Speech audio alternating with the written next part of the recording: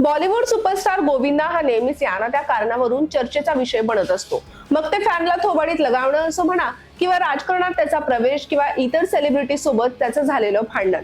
आता गोविंदा आणि सुनीता आहुजा यांच्या घटस्फोटाच्या चर्चांना मागच्या काही दिवसांपासून चांगलंच उधाण आलंय।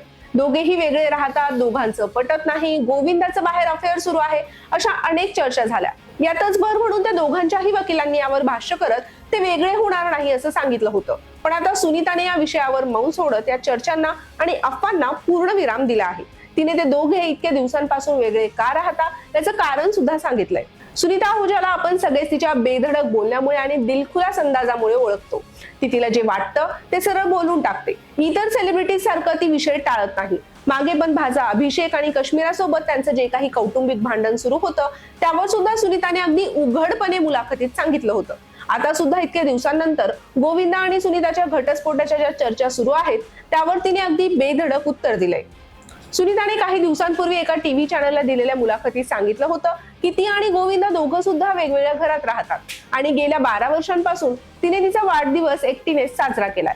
खरं तर तेव्हापासूनच तिच्या आणि गोविंदाच्या नात्यामध्ये दुरावा आला आणि आता ते वेगळे होतील अशा चर्चा सुरू झाल्या। आता या व्हायरल होत असलेल्या व्हिडिओतून सुनीताने गोविंदापासून वेगळं राहण्याचं खरं कारण सांगितलेलं आहे। सुनीता आहुजा मुंबईच्या एका मंदिरामध्ये दर्शनासाठी गेली होती तेव्हा पत्रकारांनी तिला घेरलं आणि घटस्फोटाविषयी विचारणा केली। व्हिडिओमध्ये सुनीता म्हणाली की जेव्हा गोविंदाने राजकारणामध्ये प्रवेश केला तेव्हा त्यांची मुलगी टीना ही अगदीच तरुण होती आणि राजकारणामुळे गोविंदाकडे मोठमोठ्या नेत्यांची सतत उठबस असायची। महत्त्वाच्या मीटिंग सुद्धा तिथेच घरी व्हायच्या। काही ना काही कामानिमित्त कार्यकर्ते घरी यायचे। माझी मुलगी आणि मी दोघीही घरामध्ये शॉर्ट ड्रेस वगैरे घालून असायचो, त्यामुळे मला हवा तो प्रायव्हेट स्पेस मिळत नव्हता, म्हणून आम्ही दुसरं घर घ्यायचं ठरवलं। मला आणि गोविंदाला या जगामध्ये कुणीच वेगळं करू शकत नाही।